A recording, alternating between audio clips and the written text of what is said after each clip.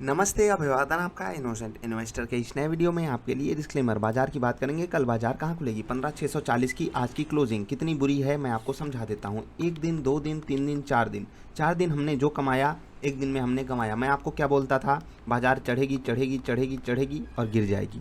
ये चीज़ आपको बोलता था या नहीं? जी हाँ, वही चीज़ हमारे साथ घटित हुई। आज की ये कैंडल, इसको इनगल्फिंग कैंडल कहते हैं। मतलब ये खा गई पिछली 4 कैंडल्स को। इसको कहते हैं बियरिश इनगल्फिंग कैंडल। अब कोशिश करेंगे आप लोगों को कैंडल समझाते हुए चलें, बाकी इस पे अलग से वीडियो ही ला देंगे।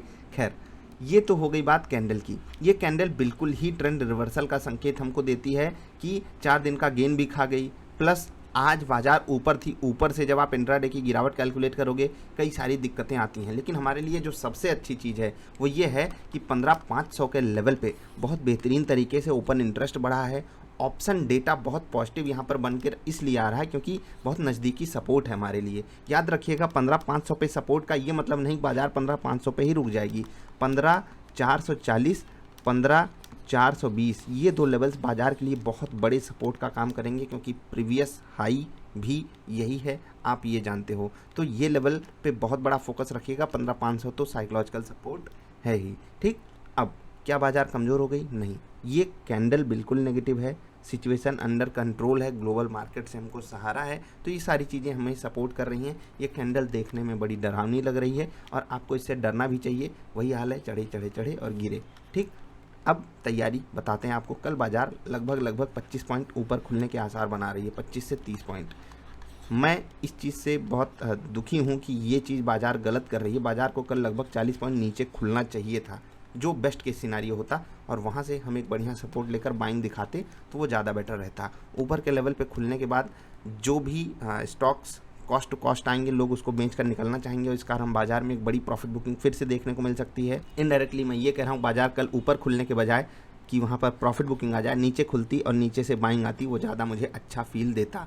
लगभग 900 करोड़ रुपए की बिकवाली आई एफआईआई की तरफ से, 300 करोड़ रुपए की बिकवाली आई डीआईआई की तरफ से। ये तो होना ही था, क्योंकि इतनी बड़ी जो कैंडल्स बनी हैं, लगता है सब कुछ प्री प्लान्ड होता है। रिटेल इन्वेस्टर को कहीं पर भी फंसा दो, नीचे आता है स्टॉक बाइंग आती, नीचे आता है स्टॉक बाइंग आती, और फिर अचानक से सेलिंग आ जाती। कोई तो है जो पीछे ट्रैक करता है सारी चीज़ों को। यही तो मैं आपको हमेशा बताता हूँ। इंडिया विक्स वाली वीडियो आई होप आपने देखा हो। निफ्टी फ्यूचर्स में आप देख लीजिए, वॉल्यूम कितने भयंकर तरीके से बढ़ गया।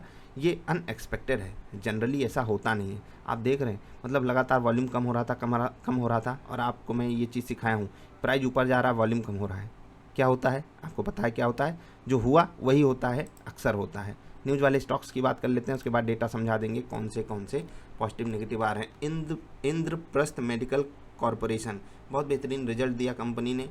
नेट प्रॉफिट इन्होंने 15 करोड़ का दिया है, अगेंस्ट 6.4 करोड़ का प्रॉफिट जो पिछली बार हुआ था। तो बहुत ही बेहतरीन, यहाँ पर दुगने से भी ज़्यादा प्रॉफिट बढ़ा है, बहुत अच्छी चीज़ है।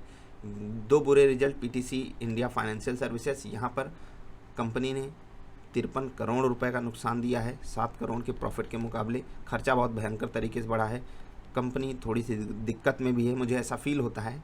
Let's hope for the best कि आने वाले समय में रिजल्ट ही अच्छे अपने लेकर आए। एमटेक ऑटो, बहुत उम्मीदें थी इनसे, लेकिन कंपनी ने 145 करोड़ का नुकसान दिखाया है 78 करोड़ के मुकाबले। बहुत नेगेटिव नंबर है।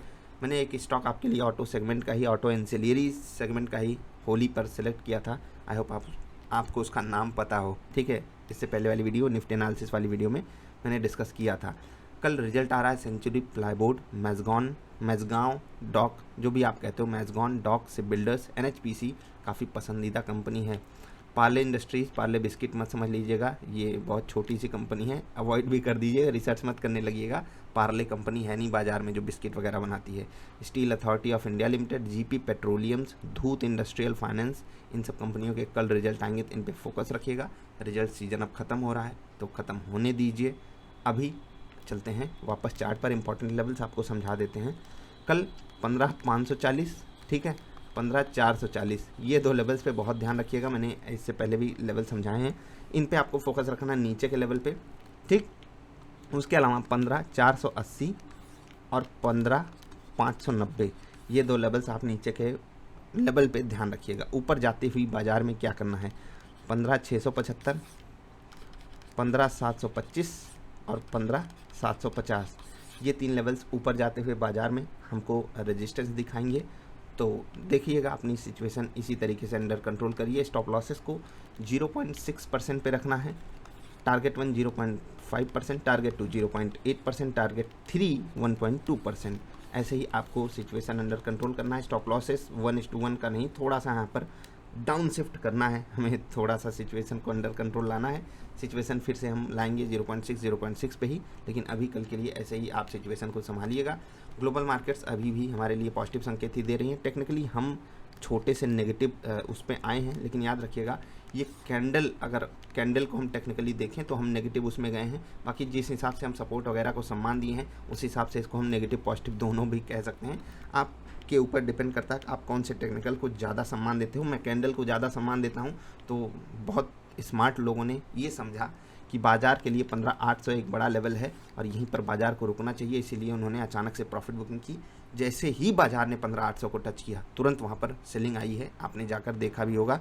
वो लेवल ऐसा फील मुझे हो रहा है कि 15,800 अब एक बार के लिए टॉप बन चुका है, तो आपको बहुत ज़्यादा उम्मीदें नहीं लगानी चाहिए। बाकी जो होगा देखा जाएगा, बाज़ार में कोई हमेशा सही हो नहीं सकता, आपको अपने हिसाब से सिचुएशन संभालना है। मैं ये डेटा सिर्फ वॉल्यूम वगैरह देखकर बोल रहा हूँ, बाकी इसके पीछे कुछ खास बैक एंड सपोर्ट मेरे पास भी नहीं है। ठीक, ग्लोबल मार्केट्स की बात मैंने की। ऑप्शन डेटा जो रिस्की था वो हल्का हुआ है। जी हाँ, ये चीज़ मुझे खुशी दे रही है, इसीलिए मैंने कहा कि 15,500 आपके लिए बहुत बेहतरीन लेवल बन के आ रहा है। उसके नीचे 70-80 पॉइंट भी अगर बाजार चली जाए डरना नहीं है। यानी कि 15,400 को आप एग्जैक्टली सपोर्ट मानो, 15,500 पे जो डेटा बन के आ रहा है उस कारण।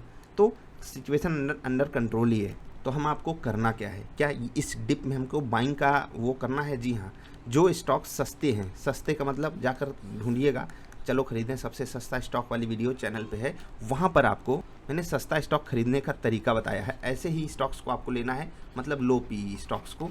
लो पी स्टॉक्स अगर गिरावट दिखा रहे हैं तो वहाँ पर आपको खरीदारी करनी चाहिए। उन्हीं स्टॉक के अलावा आप ऐसे स्टॉक मत खरीद लीजिएगा कि वहाँ पर आप फंसने का खतरा बढ़ा लो। कम कमाओ लेकिन गम मत कमाओ।